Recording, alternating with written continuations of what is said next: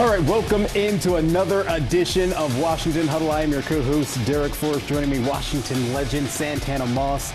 Santana, I got to ask you this right off the bat. You were inducted into the Ring of Fame. Yes. I didn't want to ask you this before we talked because I wanted to get your initial impressions. What was that like on Sunday this past weekend? I'm still on the high. You know, I was telling folks the whole week, like, I have been on a high since they basically surprised me with the whole thing about me getting inducted come week one. So I've never gotten down, and I don't think I'm gonna ever get down. And I think I'm gonna probably be as high as my name is up in the stadium. It was one of those moments, man, that, you know, as a child you dream of playing this game, but you never thought, you know, that it can lead to this. And I'm very, very appreciative. All right, but not only just the high because of halftime, but the Commanders, they come away with a 21-6 win over the New York Giants. How do you feel after game one about this team? I feel great, man. I think, you know, I told you before, every time you ask me what I feel about the team, what I feel about, you know, our opponent, I'm very optimistic. But I would say this, it's too early to know who's good or who's not. So I like what I saw. I know it's some things that we want to clean up as a whole, but I still feel great about our chances. All right, well, we're going to start first with a little game ball action. Who you going with? My game ball goes to the entire defense.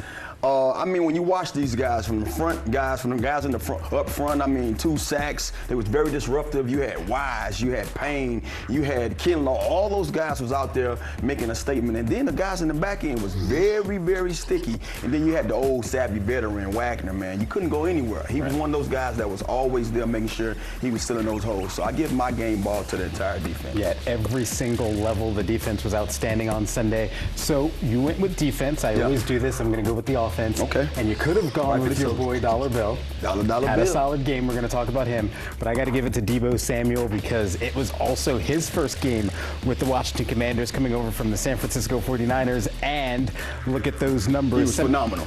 Unbelievable. All-purpose yards. The end-around touchdown for the score was massive in this one on Sunday. But 7 catches, 77 yards, the 18-yard TD or the 19-yard TD run by Deebo. It's exactly what we wanted to see out of them. And I'm actually going to give you this football for the rest of the game. Give it back. Let's start right there and talk about Deebo and what we saw from him. Cliff Kingsbury running the offense.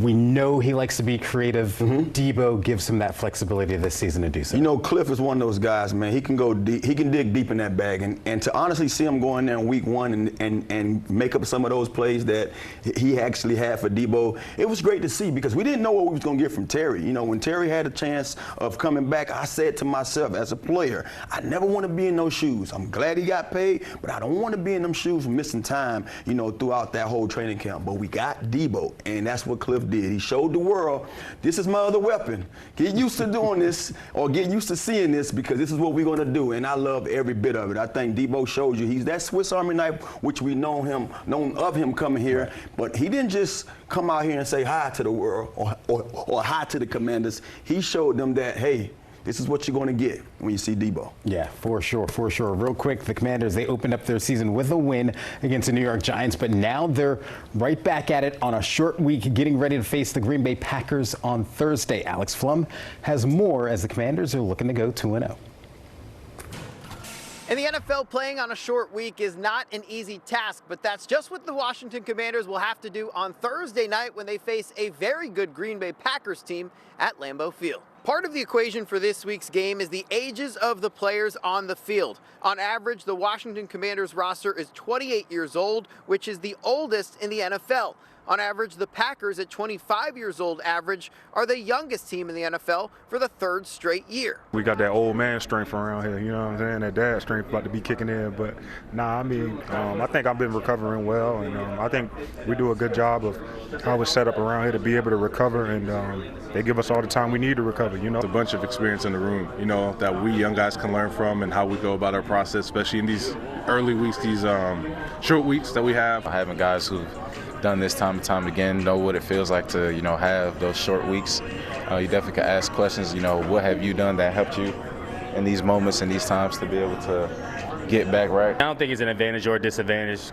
It's just about who's going to execute better, who's going to take care of the football, who's going to limit mistakes, and who's going to make the plays to help win the game. One position where the Commanders are notably younger than the Packers is quarterback. Jaden Daniels in his second season facing Jordan Love, the veteran. And as for Jaden, listed as a full participant at practice on Monday and Tuesday with a right wrist injury. Head coach Dan Quinn saying that it's just out of transparency, disclosing that this week. For now, reporting in Ashburn, Alex Flum for Washington Huddle.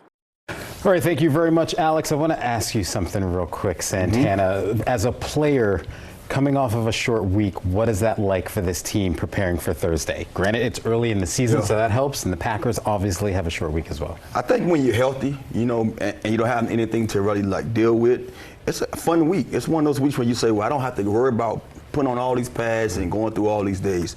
I always love the short weeks because I wanted to get right back out there and go at it again. But like I said before, the key word, healthy. You have to be healthy. When you're healthy, you can do it. When something's nagging, it's always one of those weeks where you're like, man, we're playing too soon for me to be able to get out there. Right. Speaking of nagging, any concerns for Jaden Daniels in this wrist injury? Well, you hear it. I mean, every week somebody has something. We all get banged up week in and week out. And I think when you saw him taking some of those hits on some of those runs, you just know, man, quarterbacks have so much going on, you never know. But I don't think it's probably nothing to really look into. Yeah, so for the first time in a long time, it feels like, I should say in a year, we've had a running back that outran Jaden Daniels. Jaden Daniels had 68 yards. Ja'Cory Krosky-Merritt ended up with 82 yards on the ground. But what did you like Sunday from the running attack that as the game went on, they were able to put it to the Giants? I think one of the things that stand out to me when you have a guy in Austin Eckler in the backfield, it makes the defense not really know what's going on because Eckler is one of those guys that he can always get out, you know, outside the pocket and catch passes. So when you see a guy like him, you alerting the defense saying that, hey, this might not be a run.